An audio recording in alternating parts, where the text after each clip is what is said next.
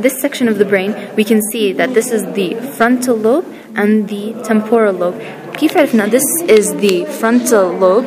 The frontal lobe, we can see that there is a putamen and only a globus pallidus. We cannot see whether it is the external or the internal.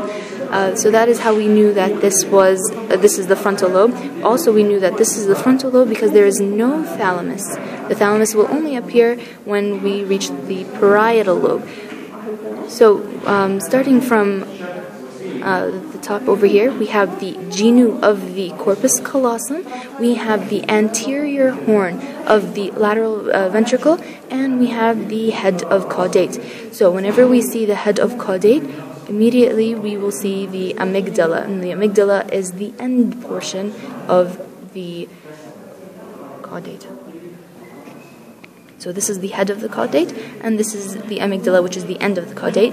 Over here we can see the putamen, and we can see the globus pallidus. Over here in the center we can see the striatum, the septum lucidum, and we can see the fornix. Each time we go more posterior, the septum lucidum will become smaller and will become mostly the fornix. Over here, we can see that between the head of the caudate and the putamen, we will see the anterior limb of the internal capsule, and as we continue downwards, we'll see the genu. On the opposite side, we're still in the frontal lobe and the temporal lobe, because we have no thalamus. This is the head of the caudate, the genu of the corpus callosum, the septum lucidum, the fornix.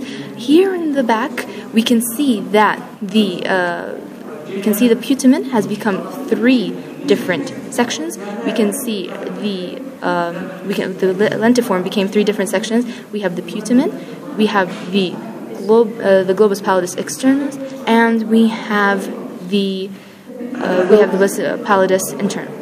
And this is the genu right here. We will not be able to see the posterior limb of the internal capsule because that is between the lentiform and the thalamus, which there is no thalamus. And as you can see right here, we have the amygdala, and that is all for this section.